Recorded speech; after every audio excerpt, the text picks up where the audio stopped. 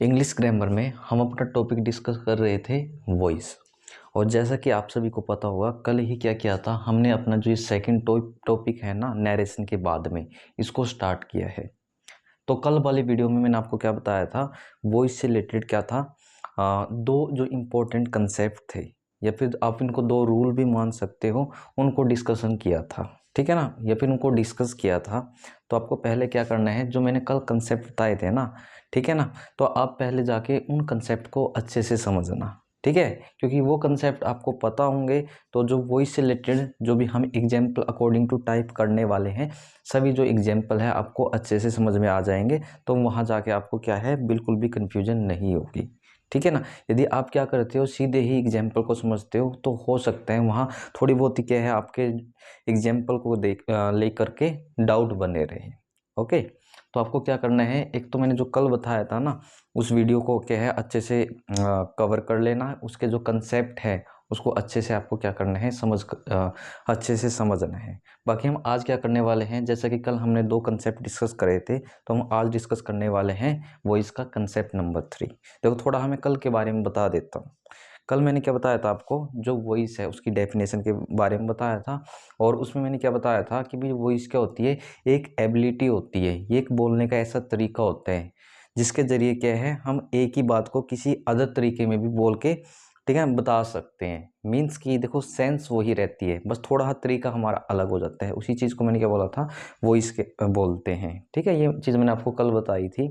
इसके अलावा फर्स्ट जो कंसेप्ट था, मैंने आपको क्या बताया था कि जो सब्जेक्ट होता है उसका ऑब्जेक्ट हो जाता है, ऑब्जेक्ट का सब्जेक्ट हो जाता है। इसके अलावा यदि प्रीपोजिशन की बात करी जाए, प्रीपोजिशन से पहले मैं बता देता हूँ टेंस, ठीक है ना, क्योंकि पहले हमें टेंस का ही यूज करना होता है। तो टेंस के बारे में मैंने बोला था, अकॉर्डिंग टू कंडीशन उसका यूज करना है। और वो टेंस कैसे यूज किए जाते हैं, तो आज वाली वीडियो में जो हम कंसेप्ट नंबर 3 डिस्कस करेंगे ना, तो उन्हीं टेंस के बारे में डिस्कस करने वाले हैं कि भाई एक्टिव वॉइस के अंदर आपको ऐसा टेंस दिखाई दे जाता है, तो पैसिव वॉइस के अंदर उस टेंस को आपको कैसे चेंज करना है। तो कल मैंने क्या लिखवा दिया था टेंस के केस में, कि हम अकॉर्डिंग टू कंडीशन चेंज करते हैं। तो अकॉर्डिंग टू कंडीशन का मतलब आज आप उन्हीं कंडीशन को यहाँ पे पढ़ने वाले हो। ओके, तो इसके अलावा क्या है, सेकंड नंबर पे, वैसे तो वो चीज़ मैंने बोला था आपको, नरेशन में भी मैंने अच्छे से समझा रखी है, लेकिन कल क्या था, जो हमारे काम की थी ना चीज़ें, वो बताई थी मैंने। उसमें मैंने क्या बताया था, 3% के बारे में बताया था, ठीक है ना। और उसमें मेन रूप से मैंने क्या बताया आपको, सब्जेक्ट और ऑब्जेक्ट केस के बारे में बताया था। जैसे कि आई जो आपका सब्जेक्ट की केस में आता है, तो हम उसको किस में चेंज करते हैं, तो उसका जो ऑब्जेक्ट है वो मी हो जाता है, यानी कि आई का मी, वी का अस, यू का यू ही रहता है, ही का हिम हो जाता है, सी का हर, दे का देम, इट का इट ही रहता है। किसी का नाम है तो ऑब्जेक्ट के केस में नाम ही लिखना है। वो सभी बातें क्या है, हमने कल अच्छे से डिस्कस कर ली है। तो आज की वीडियो में हम जल्दी से क्या है, जो मैं टेंस के बारे में अभी आपसे बोल रहा था, उन सभी के बारे में यहाँ पे डिस्कस करने वाले हैं भी। यदि थोड़ा टाइम रह जाता है हमारा, ठीक है ना, तो उस टाइम के दौरान हम आज क्या करेंगे, अपनी जो फर्स्ट टाइप है ना, उसको अच्छे से अकॉर्डिंग टू कंसेप्ट डिस्कस करेंगे, ठीक है। लेकिन आपको क्या करना है, इन कंसेप्ट को 1 से 2 बार अच्छे से रिवाइज कर लेना। जो आपके क्या है, टोटल 3 कंसेप्ट बनने वाले हैं, कल के 2 और आज का एक, ये जो लास्ट का कंसेप्ट इसके अंदर रहने वाला है। ओके, तो कंसेप्ट नंबर 3 में देखो, मैं यहाँ लिखवा देता हूँ कि ये चीज़ हमें किसके अंदर मिलेगी, एक्टिव वॉइस के अंदर। जब ये चीज़ क्या है, एक्टिव वॉइस के अंदर मिलती है, तो उस चीज़ को हम पैसिव वॉइस के अंदर कैसे चेंज करते हैं, किसके अंदर, पैसिव वॉइस के अंदर। या आप इसको उल्टा भी समझ सकते हो कि यदि पैसिव वॉइस के अंदर ऐसा दिया जाता है, तो एक्टिव वॉइस के अंदर वो चीज़ कैसी हो जाती है, ठीक है। तो ये दोनों चीज़ों के लिए इम्प्लाई हो सकती है, वो सिर्फ हमें देखना होता है भाई एग्जाम्पल हमारा एक्टिव में है या फिर पैसिव में।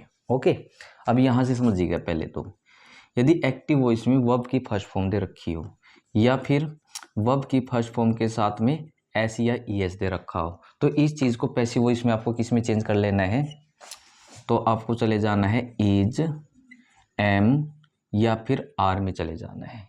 इसके अलावा जो मैन है, इसके अंदर हमें किसका यूज करना है, वर्ब की थर्ड फॉर्म का यूज करना है पैसिव वॉइस के अंदर, ठीक है। जैसे कि मैं कल भी बता रहा था कि हम क्या है, इज, एम या फिर आर को देख करके क्या लगाते हैं, वर्ब की फर्स्ट फॉर्म आईएनजी का यूज करते हैं। लेकिन वॉइस के पैसिव वॉइस केस में, ठीक है, आपको क्या है, 90% केस में हम बात करें तो किसका यूज करते हैं, वर्ब की थर्ड फॉर्म का यूज करते हैं। ठीक है, बाकी इसका आपको पता ही है, सिंगुलर के साथ हम इज लगाते हैं, प्लूरल के साथ हम आर लगाते हैं, और जो आई का एक अलग से कंसेप्ट है उसके साथ में हम क्या यूज करते हैं, एम का यूज करते हैं। ये चीज़ें क्या है, आपने 8th या 9th क्लास में टेंसेज में अच्छे से सीख रखी होंगी। ठीक है, यदि नहीं पता था तो इस कारण से क्या है, मैंने इस चीज़ को यहाँ भी बता दिया है आपको। देन आगे हम इसमें बात करें, यदि हमें क्या है, एक्टिव वॉइस के अंदर इज, एम, आर, ठीक है ना, उसके बाद वर्ब की फर्स्ट फॉर्म आईएनजी, चलो ये मैं लिखवा ही देता हूँ यहाँ पे, फिर वर्ब की फर्स्ट फॉर्म आईएनजी दे रखी हो तो इसको हम किस में चेंज कर लेते हैं, तो इसको ध्यान में रखिएगा, यहाँ पे इज, एम या फिर आर, इनमें से एक तो आएगा, लेकिन अब की बार इसमें प्लस क्या हो जाएगा, आपको यहाँ बीइंग को और प्लस कर देना है। अब की बार तो यहाँ पे एक्टिव वॉइस के अंदर वर्ब की फर्स्ट फॉर्म के साथ आईएनजी था, तो जो ये आईएनजी है वो तो चला गया इस बी के साथ में, जिसके कारण ये क्या बन गया है, आपका बीइंग बन गया है। और जो ये वर्ब की फर्स्ट फॉर्म थी ना, इसका क्या हो जाएगा, अभी वर्ब की थर्ड फॉर्म कर देना है। ठीक है ना, आईएनजी लग जाएगा इसके साथ में, और जो फर्स्ट आपकी रह जाएगी उसको आपको क्या बना देना है, वर्ब की थर्ड फॉर्म बना देना। जैसे कि मैंने आपको बोला था कि भाई 90% केसेस में हम किसका यूज़ करेंगे, पैसिव वॉइस के अंदर वर्ब की थर्ड फॉर्म का यूज़ करते हैं। ओके, देन आगे इसमें हम बात करें, एक्टिव में हो हमारा हैज़ या हैव, देखो इनके बाद तो आपकी आती ही वर्ब की थर्ड फॉर्म है। ठीक है ना, इसके बाद क्या है, कोई भी फॉर्म हम यूज़ नहीं करते हैं, ये हमारे ट्रिपल एस होते हैं। जैसे कि हैज हो गया आपका, हैव हो गया या फिर हैड हो गया। ठीक है ना, पास्ट में एक आपका हैड भी होता है, तो इनके बाद ही हमेशा वर्ब की थर्ड फॉर्म आती है। तो इसको पैसिव वॉइस में किस में चेंज करना है, देखो हैज या हैव तो आपका रहेगा, प्लस में क्या हो जाएगा, बीन, और जो मेन वर्ब है वो आपको किसका यूज कर लेना है, वर्ब की थर्ड फॉर्म का। ओके, देन उसके बाद हम आगे बात करते हैं इसमें। अब आ जाइए पास्ट में, तो देखो जो ये चीज़ें मैंने बताई है किसके लिए बताई है, प्रेजेंट के अंदर। और मैंने आपको बोला था ये आपका प्रेजेंट इंडेफिनेट की सेंस में आता है, ये आपका प्रेजेंट कॉन्टिन्यूस की सेंस में आता है, ये आपका प्रेजेंट परफेक्ट की सेंस में आता है। इसके अलावा कल मैंने आपको क्या बताया था, प्रेजेंट परफेक्ट कॉन्टिन्यूस का कभी भी एक्टिव से पैसिव वॉइस नहीं बनता है, या फिर पैसिव से एक्टिव वॉइस नहीं बनता है। इस कारण से मैंने सीधा यहाँ पे क्या लिखवाया अभी आपको कि, और मैंने आपको यही बोला है कि अब हम पास्ट के बारे में डिस्कशन करेंगे, तो सेकंड जो फॉर्म होती है इसका यूज हम किस में करते हैं, तो आप बोलोगे पास्ट सेंस में करते हैं। तो देखो यदि वर्ब की सेकंड फॉर्म है तो हम इसको किस में लेके जाते हैं, अब यहाँ पे ध्यान दीजिएगा, मैं रिलेट करना सिखा रहा हूँ आपको। यहाँ पे फर्स्ट या फर्स्ट फॉर्म के साथ एस या एस था, तो हम इज एम आर में जाते हैं। तो मुझको बताइए जो वर्ब की सेकंड फॉर्म क्या होती है, मतलब कि फर्स्ट से हम सेकंड में आ गए हैं, तो इज एम आर की सेकंड फॉर्म क्या होती है, आप बोलोगे वोज या वर होती है, सिंगुलर के साथ वोज, प्लूरल के साथ वोज, यानी कि हम यहाँ लिखेंगे वोज, या फिर आपका क्या आ जाएगा, वर आ जाएगा, और यहाँ पे क्या रहेगी आपकी वर्ब की थर्ड फॉर्म रहेगी। देन उसके बाद हम किस में गए थे, is am are plus verb की फर्स्ट फॉर्म आईएनजी में गए थे, तो इसमें आपको पास्ट में जाना है, वाज या फिर वोज या वर प्लस वर्ब की फर्स्ट फॉर्म और साथ में आपका आईएनजी हो। तो देखो वोज या वर है, फर्स्ट फॉर्म आईएनजी है, तो हमें क्या करना है, वोज या वर को तो यहाँ पे लिख लेना है, प्लस में जो ये आईएनजी है किसके साथ में ऐड हो जाएगा, बी के साथ में, जिस कारण ये क्या बन जाएगा, यदि यहाँ बीइंग बना था तो यहाँ भी बीइंग बन गया, इनकी पास्ट वोज या वर आ गई। उसके बाद मैंने क्या बताया था कि भाई आईएनजी तो लग गई इसके साथ में, अब जो ये वर्ब की फर्स्ट फॉर्म है ना, ये किस में कन्वर्ट हो जाएगी, आपकी वर्ब की थर्ड फॉर्म के अंदर। ओके, देन उसके बाद आगे मुझको बताइए कि जो हैज़ या हैव, उसके बाद मैंने वर्ब की थर्ड फॉर्म लिखवा रखी है, तो इसकी थर्ड मतलब कि हैज़ या हैव की पास्ट फॉर्म क्या होती है, पास्ट टेंस के अंदर, तो आप बोलोगे हैड होती है।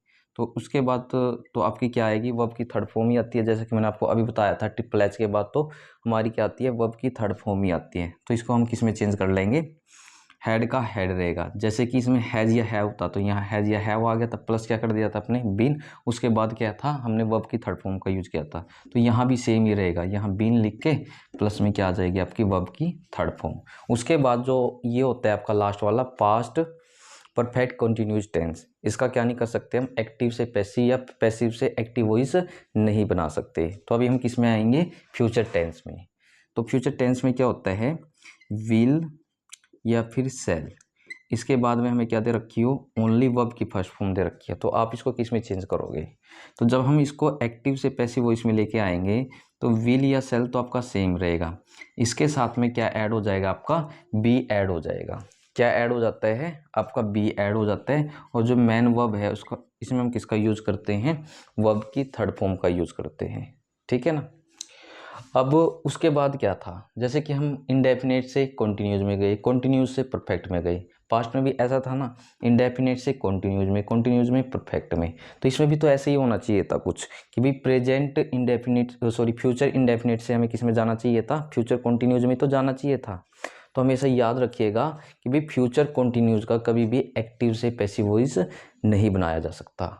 आप देखो, थोड़ा हमें इसका रीज़न आपको यहाँ समझा रहा हूँ, क्योंकि इसमें कल वाले वीडियो में जैसा कि मैं बोल रहा था और आपको बता रहा था कि भाई जब मैं आपको क्या है टेंस से रिलेटेड कंसेप्ट बताऊंगा ना, उसमें इस कंटिन्यूस के बारे में भी बताऊंगा कि भाई इसको हम क्यों चेंज नहीं कर सकते। और कल मैं बता रहा था आपको कि इसमें एक जो कंसेप्ट है आपका मॉडल वाला अप्लाई होता है, मॉडल वाला कंसेप्ट लगाते हैं इसके अंदर, जिसके कारण क्या होता है, हम फ्यूचर कॉन्टिन्यूस टेंस का एक्टिव से पैसिव या फिर पैसिव से एक्टिव वॉइस नहीं बना सकते। अब देखो, ये आपका रफ में है, सिर्फ आपको ये चीज़ क्या है अपनी नॉलेज के लिए। वैसे क्या है, मॉडल्स के अंदर भी हम इन चीज़ों को अच्छे से डिस्कस कर लेंगे भी, ठीक है ना, जो चीज़ें मैं आपको यहाँ पे बता रहा हूँ। अब देखो, मुझको बताइए, यदि मैं बात करूँ जो मॉडल होते हैं, या फिर आप इसको मॉडल्स बोल सकते हो, का जो बेसिक रूल होता है वो क्या होता है। वैसे हमें पता है कि भाई मॉडल के बाद में हमेशा हम किसका यूज़ करते हैं, ओनली वर्ब की फर्स्ट फॉर्म का यूज़ करते हैं, यही होता है ना। तो इसके अलावा देखो, हमारे जो मेनली मॉडल्स की बात करी जाए, वैसे तो ये कई हो सकते हैं आपके, लेकिन जो या फिर जिनको प्रेफरेंस दी जाती है या फिर जिनको प्रायोरिटी दी जाती है, वो आपके 13 से 14 बनते हैं हमारे, ठीक है ना। कुछ को मैं अभी बता देता हूँ, जैसे कि आपका कैन हो गया, कुड हो गया, मे हो गया, माइट हो गया। इसके अलावा विल हो गया या फिर सेल हो गया, विल का पास्ट वुड हो गया, सेल का पास्ट शुड हो गया। ऐसे करके क्या है, हमारे कुछ मॉडल्स होते हैं। तो यानी कि हम मान सकते हैं कि जो विल और सेल, ये हेल्पिंग वर्ब होने के बावजूद भी आपकी क्या होती है, मॉडल की कैटेगरी में भी आती है। किसी कैटेगरी में आती है, ये मॉडल्स की कैटेगरी में भी आती है। और हमें मॉडल्स का एक यूनिवर्सल रूल का पता होना चाहिए कि इसके बाद हम क्या यूज़ करते हैं, ओनली वर्ब की फर्स्ट फॉर्म का यूज़ करते हैं। मॉडल के बाद ना तो कभी भी हम क्या है वर्ब की सेकंड फॉर्म का यूज़ कर सकते हैं, ना ही वर्ब की थर्ड फॉर्म का यूज़ कर सकते हैं। अब जैसा आप यहाँ भी इस चीज़ को देख सकते हो, मैंने यहाँ क्या लिखा, विल या सेल लिखा और यहाँ ओनली वर्ब की फर्स्ट फॉर्म लिख रखा है। ना तो मैंने क्या है वर्ब की फर्स्ट फॉर्म के साथ एस या ई एस ऐड करवाया है, ना ही मैंने इसके साथ में सेकंड लिखा है, या फिर ना ही थर्ड जैसा कुछ इधर लिख रखा है। क्यों नहीं लिखा, क्योंकि क्या है, विल और सेल मॉडल के रूल के अकॉर्डिंग, या जो मॉडल का कंसेप्ट होता है उसके ऊपर ये दोनों क्या करते हैं, काम करते हैं। तो उस कंसेप्ट के अकॉर्डिंग क्या होता है, इनके बाद हमारी क्या आनी चाहिए, वर्ब की फर्स्ट फॉर्म, जो कि मैंने यहाँ पे लिखी है। फिर आप यहाँ देखो पैसिव वॉइस के अंदर भी, अब मुझको ये पहले तो ये बताइए, जो ये मैंने बी लिख रखा है, ये कौन सी फॉर्म होती है, ठीक है ना। कभी आपको ये ना पता हो, बी भी क्या होती है, एक आपकी मैन वर्ब भी होती है, फॉर्म ऑफ वर्ब भी होती है बी भी, जिसकी सेकंड फॉर्म वोज होती है, थर्ड फॉर्म बीन होती है। अकॉर्डिंग टू कंडीशन ये चेंज होती है, इसकी एक स्पेसिफिक नहीं है बी की, ठीक है ना। मोटे तौर पे मैंने आपको बताया है, पास्ट फॉर्म वोज होती है और जो थर्ड फॉर्म होती है इसकी क्या बन जाती है, बीन बन जाती है, बी वोज बीन, ठीक है ना। गलती से शायद मैंने वर्ब बोल दिया था। तो यानी कि ऐसे करके क्या है, यहाँ पे भी आपकी मैन वर्ब है। तो अब यहाँ पे समझिएगा, देखो विल और सेल आ गया, तो मैंने क्या बोला, विल और सेल किसके कंसेप्ट पे काम करते हैं, आप बोलोगे मॉडल के कंसेप्ट पे काम करते हैं। तो मॉडल के बाद हम किसका यूज़ करते हैं, तो आप बोलोगे ओनली वर्ब की फर्स्ट फॉर्म का यूज़ करते हैं। यदि मैं सीधा ही इसके बाद में वर्ब की थर्ड फॉर्म लगा देता, तो जो मॉडल का कंसेप्ट था या यूनिवर्सल रूल था ना, यहाँ आके ब्रोकन हो जाता, यहाँ आके टूट जाता। तो जिसके लिए जो ग्रामर वाले हैं, उन्होंने क्या किया, अपना दिमाग लगाया, फिर उन्होंने सोचा, उन्होंने कहा कि भाई यदि हम यहाँ वर्ब की थर्ड फॉर्म लगा देते हैं कि जब हम मॉडल को करेंगे तो वहाँ तो ये रूल हमारा आके गलत हो जाएगा, या फिर जब हम वर्ब करेंगे या फिर टेंस करेंगे तो वहाँ ये चीज़ गलत हो जाएगी ना। तो उन्होंने क्या सोचा कि भाई जिससे कि हम ऐसा मतलब कि कोई सॉल्यूशन निकाल लेते हैं कि जो मॉडल का यूनिवर्सल रूल है ना वो भी ना टूटे, इसके अलावा क्या है, हमारा जो टेंस है वो आगे भी चलता रहे। जिसके लिए क्या है, उन्होंने अपने पास से यहाँ एक वर्ब लगा दी है, जो कि आ गई आपकी बी, जो अपने आप में क्या होती है, वर्ब की फर्स्ट फॉर्म होती है।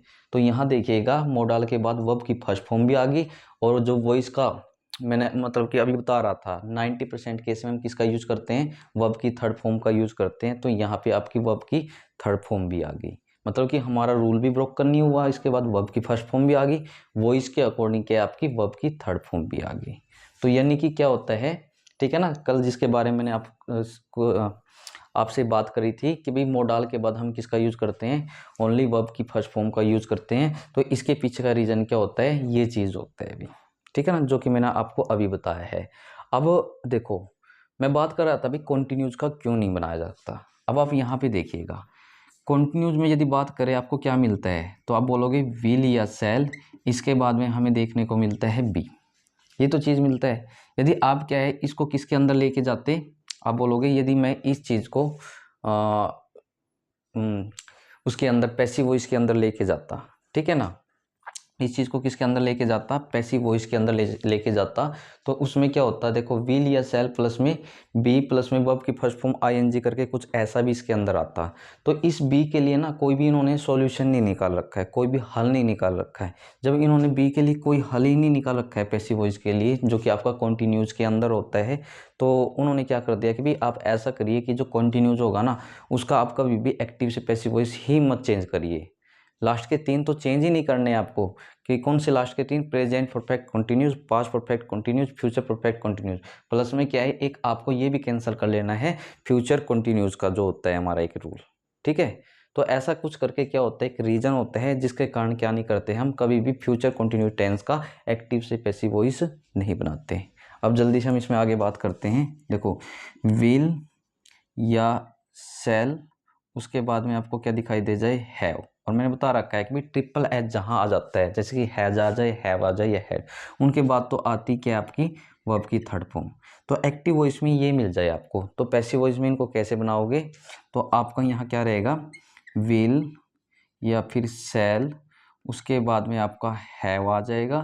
देन उसके बाद में देखो हमें पता है हैज़ या हैव के बाद बीन, हैड के बाद भी क्या आता है बीन, तो यानी कि आपको यहाँ बीन का यूज कर लेना, ओके। उसके बाद जो मेन वर्ब है, ठीक है, 90% केसेज में मैंने क्या बता रखा है आपको, वर्ब की थर्ड फॉर्म का ही इधर यूज करना है।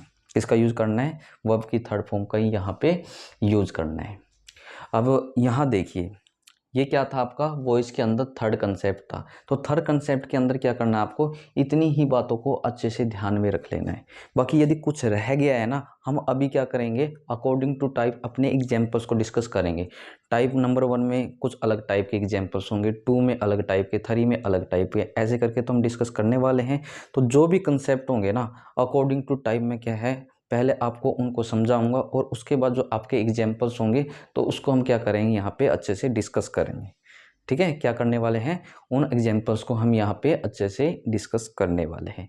तो अभी क्या है, हमने कुल मिला के जो इम्पोर्टेंट थे हमारे 3 कंसेप्ट वो इसके अंदर कंसेप्ट 1, 2 और आज का जो कंसेप्ट मैं आपको ये कराया है, ठीक है। आपको क्या करना है, इसको अच्छे से रिवाइज करना है। बाकी हम क्या करते हैं, तो आपका आज का वर्क यही रहेगा, कंसेप्ट 1 को, 2 को, 3 को आपको अच्छे से रिवाइज करना है। जो हमारी टाइप नंबर 1 है ना उसको हम क्या करेंगे, कल ही स्टार्ट करेंगे, ओके। तो इस वीडियो में इतना ही, और अपनी ईमानदारी, ठीक है ना, अपने कर्तव्य, ठीक है ना, अपनी ऑनेस्टी का पालन करते हुए जो भी काम आपको यहाँ दिया जाएगा उसको क्या है करते रहना भी। इसमें केवल केवल क्या है, आप लोगों का ही फायदा है, ठीक है। तो हम कल मिलते हैं अपनी फर्स्ट टाइप के साथ में, और जो ये वर्क दिया गया है ज़रूर से अच्छे से आप लोग क्या कर लेना, रिवाइज कर लेना। तो इस वीडियो में बस इतना ही, कल मिलते हैं अपनी नेक्स्ट वीडियो में एक नई टाइप के साथ में, ओके।